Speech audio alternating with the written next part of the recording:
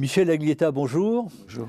Michel Aglietta, vous venez de publier avec Natacha Valla aux éditions La Découverte, la 6e édition entièrement refondue de Macroéconomie financière, une édition qui survient pratiquement 10 ans après la fameuse crise de Lehman Brothers et dont on a essayé dans une première émission de tirer les enseignements. Ce que je voudrais examiner avec vous aujourd'hui, c'est ce qu'on a appris lors de ces 10 ans en termes de politique économique. Que sait faire la politique économique face au cycle financier? Qu'est-ce qu'on comprend mieux aujourd'hui, Michel Aglietta, sur l'impact des cycles financiers sur la macroéconomie? Ce qu'on comprend, c'est que le cycle financier, c'est donc ce processus d'expansion de la finance, puis d'effondrement. En ce qui concerne la finance de marché, celle qui est représentée par les prix des actifs financiers, et que cela a des effets très importants sur l'économie réelle. Ils le sont par les bilans, c'est-à-dire qu'à partir du moment où les prix des actifs financiers ont reflué, et étant donné que leur hausse préalable avait été financée par de la dette, et la notion d'effet de levier, c'est-à-dire le rapport dette sur fonds propres de l'emprunteur, qui spécule sur ces actifs financiers est crucial, eh bien, ce rapport va grossir énormément lorsque la valeur des fonds propres baisse. Et par conséquent, la première chose qui va apparaître, ce sont des risques de faillite qui peuvent se généraliser. Pourquoi? Parce que la finance est essentiellement interconnectée, qu'il y a dans la finance des acteurs qui sont très très gros et qui ont des effets sur l'ensemble de l'économie globale s'ils tombent en faillite, etc. C'est ce qu'on appelle la crise systémique. Et donc, la première chose à faire pour les autorités, c'est d'étouffer la crise systémique. Lorsqu'on n'étouffe pas la crise systémique, comme cela s'est produit dans l'entre-deux-guerres, vous avez une dépression économique qui peut être catastrophique. Alors justement, est-ce que ce qu'on a appris depuis 10 ans dans les politiques économiques nous fait penser que la politique économique peut stopper, voire écourter la phase dépressive? Est-ce que la politique monétaire, par exemple, peut faire quelque chose? Oui, il l'a fait remarquablement. C'est-à-dire, la Banque centrale, c'est l'acteur souverain sur la monnaie. En conséquence, sa dette, elle, est une dette qui est toujours solvable par nature, du fait que nous acceptons la monnaie. Et en conséquence, la fonction, la première dans une crise de grande envergure, c'est la fonction dite de prêteur en dernier ressort. Ce que va faire la Banque centrale, c'est, disons, permettre, en transférant des dettes privées vers des dettes de la sienne, sa propre dette. C'est-à-dire, qu'est-ce qu'elle va faire, par exemple, quand le prix des actifs qui financent l'immobilier, ce qu'on appelle les prêts hypothécaires, s'effondrent totalement, eh bien, elle va acheter ces actifs hypothécaires. Pour soutenir leur valeur. Pour donner au moins un prix plancher à cette valeur. Plancher. Et donc ça, c'est la première opération. La deuxième opération, elle s'implique le lien avec l'État, nécessairement. Car les banques qui ont prêté vont avoir des créances insolvables ou en tout cas ce qu'on appelle des prêts non performants qui, s'ils restent dans les bilans, paralysent le crédit nouveau. C'est-à-dire les banques qui ont une quantité énorme de prêts non performants à leur bilan, qui leur mangent leur capital de l'autre côté, parce qu'il faut mettre des provisions en contrepartie des prêts non performants si on ne les enlève pas. Eh bien, elles sont paralysées dans le crédit. Et c'est justement le danger qui s'est passé et qui s'est plus passé en Europe qu'aux États-Unis après la crise, c'est-à-dire des banques paralysées dans le crédit. Justement, je voulais insister sur ce point. Est-ce que vous pouvez nous rappeler les différences de comportement qu'il y a eu en termes de politique économique entre les États-Unis, où finalement la crise a été résorbée relativement vite, et l'Europe, et notamment la zone euro? La crise a été résorbée, mais les séquelles, malgré tout, sont présentes. Mais elle a été résorbée de la manière suivante, c'est-à-dire que, comme l'avaient été d'ailleurs d'autres pays comme les pays scandinaves qui avaient, au début des années 80, subi une crise du même type, de même ampleur, qui détruisait le système bancaire, eh bien, c'est par l'État. C'est-à-dire, ce qu'il faut faire comme première opération, dans ce cas-là, c'est injecter des fonds propres dans les acteurs qui sont quasi insolvables pour pouvoir éliminer leurs dettes, sortir leurs dettes, les mettre dans des entités, disons qu'on appelle des mauvaises banques, etc., des fonds de consolidation, mais elles sortent des banques. Donc, pour cela, il faut injecter massivement de l'argent. Qu'est-ce qu'a fait l'État américain? C'est d'injecter 700 milliards de dollars. C'est-à-dire que le Trésor, fin septembre, début octobre 2008, a fait voter au Congrès. Pas été facile, mais elle l'a fait voter en disant sinon tout le système va s'effondrer. Quasi immédiatement.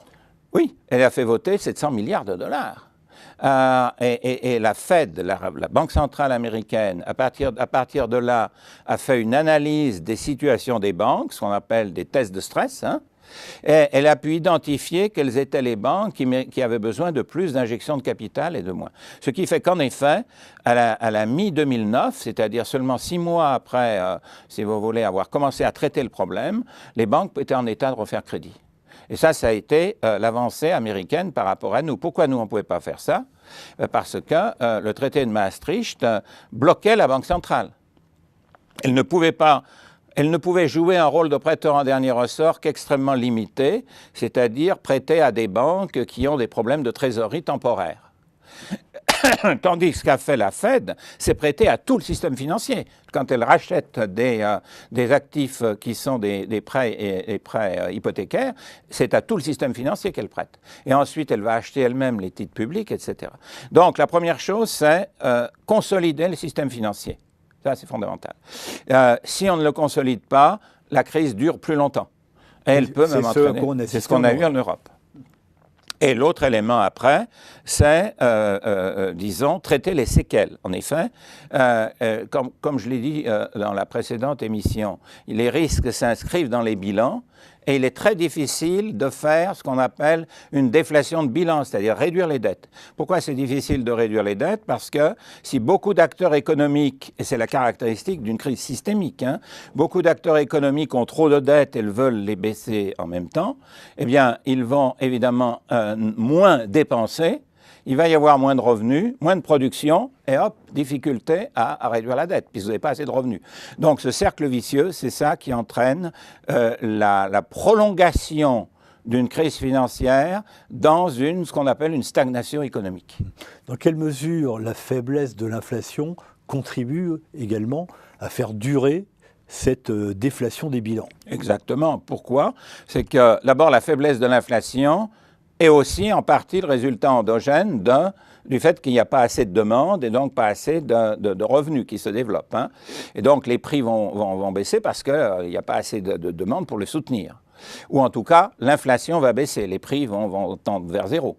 Je veux dire, la variation des prix tend vers zéro. Et donc ça, en effet, qu'est-ce que ça fait? Lorsque l'inflation baisse, la valeur réelle des dettes augmente. D'autant plus la difficulté. Et donc augmentant la difficulté du processus de purge des bilans. Alors on a parlé de l'intervention de la politique monétaire, de la rapidité avec laquelle les États-Unis sont intervenus.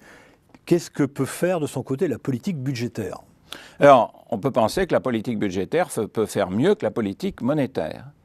Il y a deux choses quand même. La première, c'est ce transfert de dette, hein, c'est-à-dire par l'intermédiaire, si vous voulez, de la Banque centrale qui elle-même va racheter de la dette publique. Vous avez en quelque sorte un transfert de dette privée en dette publique. Mais le plus fondamental... Ce qui est facile quand la Banque centrale est très liée à l'État, oui, bien dans sûr, le cas des États-Unis. Non, mais plus compliqué en Europe. Le point important, c'est ça, c'est que dans ces situations, ce qu'on appelle la politique monétaire conventionnelle, c'est-à-dire indépendante du reste de la politique économique, n'a plus de sens. Car politique monétaire et budgétaire sont liés par le fait que le budget est l'acteur qui permet, si vous voulez, de sortir les créances douteuses du secteur privé et les remplacer par des dettes publiques. Donc la dette publique augmente pour des raisons de sauvetage du secteur financier. Donc la dette publique augmente et il faut à ce moment-là la gérer de telle manière que le taux d'intérêt n'augmente pas. Car si le taux d'intérêt augmente, là encore, vous retrouvez des problèmes sur les bilans des acteurs privés. L'endettement de l'État est indispensable. L'endettement de l'État est indispensable à une solution, si vous voulez, ordonnée d'une crise. Bon, c'est une première chose. Mais ensuite, il faut lancer aussi la production pour faire en sorte que le secteur privé puisse continuer, en effet, son processus d'assainissement. Pour relancer la production, étant donné que l'économie privée ne suffit pas, parce qu'elle cherche à se désendetter, eh ben, il faut une injection supplémentaire de demande. Or, c'est vraiment une situation dans laquelle l'État peut être extrêmement efficace. Pourquoi? C'est puisque l'on est en sous-utilisation des capacités de production. On ne produit plus assez, du fait des conséquences de la crise. Vous avez des capacités de production dans les entreprises qui sont oisives. Et donc, une demande publique bien organisée, enfin normale en quelque sorte, hein, que ça soit pour aider les bas revenus ou pour investir, c'est le moment d'investir puisque le taux d'intérêt est très bas. Donc l'État peut investir. Pourquoi? Il est l'investisseur en dernier ressort. Mais c'est ce qu'on a bridé en Europe, et c'est dans la zone euro. C'est ce qu'on a bridé en Europe pendant longtemps. Et donc c'est ça qui s'est passé. Mais on a fait exactement, on s'est vraiment tiré une balle dans le pied, puisque quand la crise s'est répercutée sur la zone euro, elle s'y est répercutée parce qu'on n'a pas sauvé les banques tout de suite, en particulier. Hein. Elle s'est répercutée en 2010 en commençant par la Grèce. Ce qu'ont fait les gouvernements de la zone euro, c'est des politiques d'austérité, tous ensemble en plus. Donc ils ont créé une récession. Ils ont failli faire... C'était une politique procyclique, en fait. Ils ont fait des politiques procycliques au moment où il faut faire absolument du contracyclique. Et la conséquence de ce qu'ils ont fait, c'est que l'euro a failli, à la fin de 2011, à l'automne 2011, disparaître. Et donc là, la Banque centrale, c'est ça qui est très intéressant, et c'est là ce qu'on voit où est l'essentiel. L'essentiel pour la Banque centrale, c'est la sauvegarde de la monnaie. Eh bien, la sauvegarde de la monnaie est plus importante que les règles du traité de Maastricht qui disaient la monnaie est neutre. Et en conséquence, la Banque centrale est simplement sortie du traité. Hein.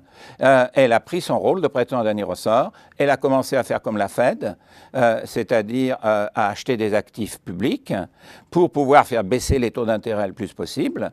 Et donc, elle est rentrée dans une politique compatible avec la crise, avec 4 ou 5 ans de retard. Donc on comprend mieux pourquoi la zone euro a mis si longtemps à sortir de la crise et à reprendre le chemin de la croissance, à quoi on assiste en ce moment. Pour terminer en quelques mots, Michel Aglietta, on s'est posé toutes ces questions sur l'impact des cycles financiers sur le cycle économique, mais est-ce qu'on ne peut pas noter in fine des effets positifs de la finance sur l'économie à long terme? Je pense à l'impact de la finance sur tous les paris fous qui sont pris et qui favorisent finalement un cycle d'innovation. Non, mais l'innovation est quelque chose qui est absolument crucial, bien sûr. Et l'innovation a besoin d'être financée. La question, c'est la question du temps, si vous voulez. Si vous avez une finance obsédée par la liquidité, elle ne financera pas l'innovation. Ou elle les financera dans des conditions extrêmement précaires. Pour financer l'innovation, il faut que l'État... Enfin, je pense que c'est... On a eu quand même pendant ce cycle des paris fous sur tout le domaine du digital, du numérique, etc. Mais on a vu ça, mais on ne fait rien ou très peu sur la transition énergétique. Donc il n'y a pas une vision d'ensemble sur la coordination des innovations. Il y a donc des compartiments que la finance est capable de financer et sur lesquels elle prend des risques. Et il y a des compartiments sur lesquels elle ne prend pas ces risques. Parce qu'elle pense qu'elle peut retrouver de la liquidité assez rapidement. Elle pense que les cycles sont assez courts, etc., que l'on va avoir la phase d'expansion des start-up qui permet de réaliser des profits rapides parce qu'il y a une augmentation rapide de la demande pour ce type de produit. Donc elle le fait. Mais il semble que dans notre époque, on a un problème d'investissement long, qui sont des investissements liés à ce qu'on pourrait appeler de nouveaux biens publics ou biens communs. Ça, c'est tout ce qui est lié au changement climatique. C'est des investissements en éducation-recherche. Et il y a du capital dit intangible qui est très, très mal, si vous voulez, qui a été très, très mal financé. Hein. Nous avons des retards de recherche-développement fondamentales. Nous avons des retards dans la formation des compétences qui est requise pour avoir un processus généralisé. Donc, ce qu'on peut risquer dans le type de financement que vous avez dit, c'est qu'une frontière technologique se développe, mais que le processus si vous voulez, d'arriver à voir les conséquences de ce développement-là sur tous les autres secteurs, c'est-à-dire la propagation de l'innovation, se fasse mal. Donc ce que vous êtes en train d'expliquer, c'est que la finance estime qu'elle a mis au point suffisamment de produits qui permettent d'assurer la liquidité jusqu'à un certain horizon, à condition de sortir à temps, mais qu'il y a d'autres types d'investissements qui sont à beaucoup trop long terme que la finance n'est pas capable de stimuler. La finance de marché, la finance de marché, ne veut pas ou ne peut pas simuler en effet. Et donc on a besoin d'autres acteurs, des banques publiques de développement, des investisseurs responsables de long terme. Parce que le problème qui se pose en particulier, c'est pourquoi des investisseurs institutionnels qui ont des passifs longs, on délègue à des asset managers leur gestion, la location de leurs actifs, alors que les asset managers sont sous des contraintes trimestrielles de revenus, de rendement. Donc il y a une organisation de la finance qui n'est pas assez tournée vers le long terme.